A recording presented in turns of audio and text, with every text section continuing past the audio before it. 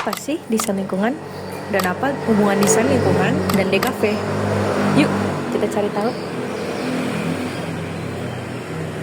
Desain lingkungan adalah suatu pemahaman yang berkaitan dengan perancangan lingkungan sekitar kita yang dirancang untuk menyesuaikan aspek kebutuhan sekitar. Jadi, setiap penempatan apapun yang ada di ruang atau lingkungan tersebut memiliki alasannya tersendiri. Hubungan desain lingkungan dengan DKV yaitu terletak pada namanya itu sendiri. Bila desain lingkungan berfokus pada bagaimana merancang suatu lingkungan agar tertata sedemikian rupa guna memenuhi kebutuhan tertentu pengguna atau penghuni, maka DKV berperan sebagai salah satu fondasi perancangan lingkungan.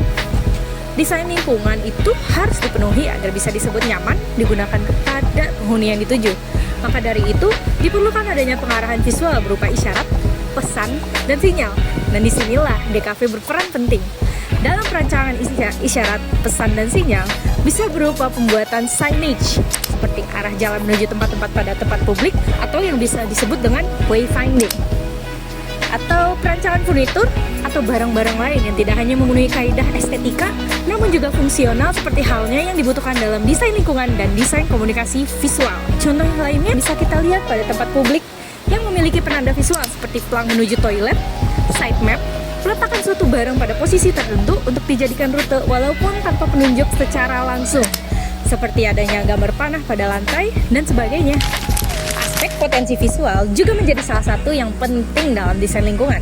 Hal ini berkaitan dengan bagaimana kita bisa memenuhi perancangan lingkungan di bawah pengetahuan atau citra visual seseorang yang sudah dibentuk melalui persepsi visual, imajinasi visual, visualisasi, keterampilan motorik visual, dan pemahaman visual seseorang.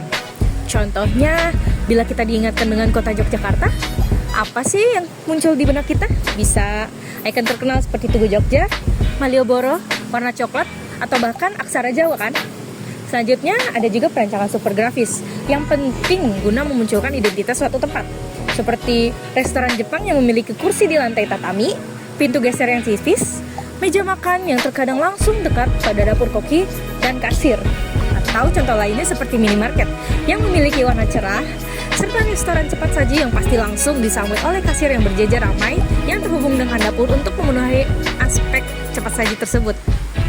Terakhir, yaitu memenuhi porsemik dalam desain yang digunakan seseorang untuk menggunakan ruang untuk berkomunikasi atau berinteraksi. Terdapat 4 tipe zona.